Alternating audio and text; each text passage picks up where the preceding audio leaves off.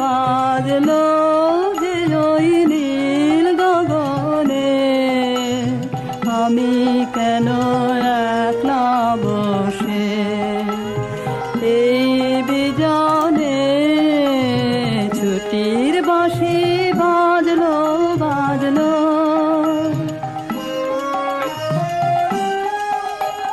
বাঁধন টুটে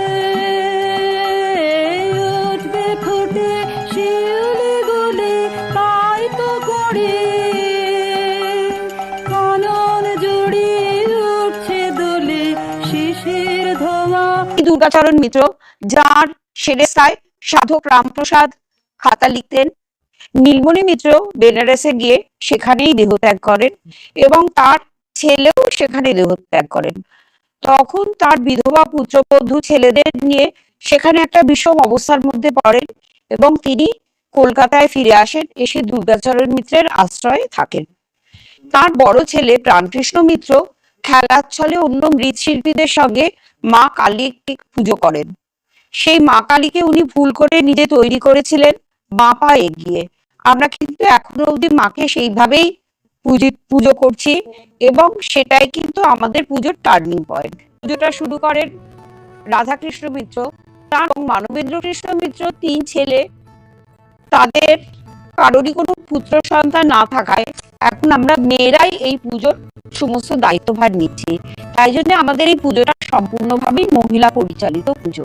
প্রভাতে স্মরে নিত্যং দুর্গা দুর্গা অক্ষরদ্বয়ম আপদ স্বরস্বন্তি তমো সূর্যোদয়ে তথা। যেরকম রাতের অন্ধকারকে সূর্য তার কিরণ দ্বারা নাশ করে, সেরকম এই 2 অক্ষর বিশিষ্ট দুর্গা নাম আমাদের সর্বত্রই বিপদ নাশ করে। তাই আমাদের দুর্গা একজন এমনই দেবী যাকে আমাদের শুধু কেবল শারদীয়া বা বাসন্তী বলে নয়, আমাদের নিত্যই প্রয়োজন। শীতকালের সেই শিশিরের জল বা সেই বড়ি আচার যেগুলো আমরা সূর্যের তাপে জিনিসটা তৈরি করি, সেগুলোর প্রস্তুতি এবং সব সেইগুলোকে আমরা রাখি, রেখে আমরা আগে মাকে নিবেদন করি, তারপর সবকিছু। তার সাথে সাথে যেটি পুজোর আরো 2টি মূল অঙ্গ, চণ্ডীপাঠ এবং বলিদান। চণ্ডীপাঠের ক্ষেত্রে এখানে 9 দিন একদম নিয়ম মেনে সম্পূর্ণ চণ্ডীটা 9 দিন মানে 9 বার চণ্ডীটি পাঠ করা হয়, দুর্গা নাম জপ হয়। তার সাথে সাথে নিত্যদিন এখানেতে প্রতিপদ থেকে শুরু করে ষষ্ঠী পর্যন্ত নিত্যদিন আমাদের ওপরে যে ঠাকুর ঘর আছে, যেখানেতে আমাদের কুলদেবতা রাজরাজেশ্বর সেবিত হন, সেখানে প্রথম দিন আমাদের প্রতিপদের দিনকে মায়ের কল্পারম্ভের ঘট বসে যায়। বসে গিয়ে সেখানে নিত্যদিন 1 দিন ধরে ষোড়শোপচার পুজো হয়।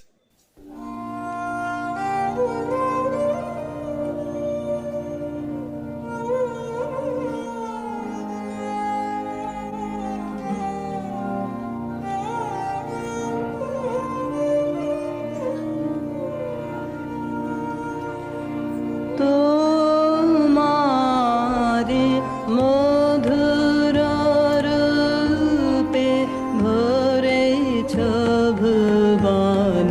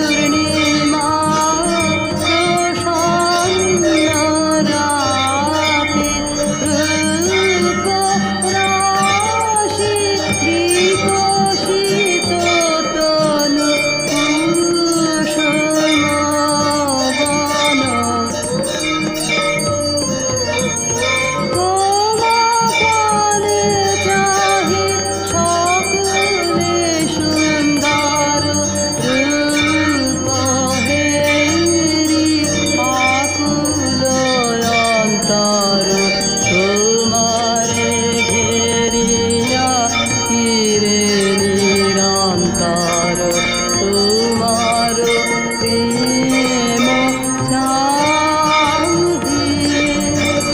উঠে সঙ্গীত তোমার পানে গগন পূর্ণ প্রেম গানে উঠে সঙ্গীত তোমার পানে গগন পূর্ণ প্রেম গানে তোমার চরণ করেছে বরণ নিখিল জান তোমারি মধুর রূপে ভরে ভুবন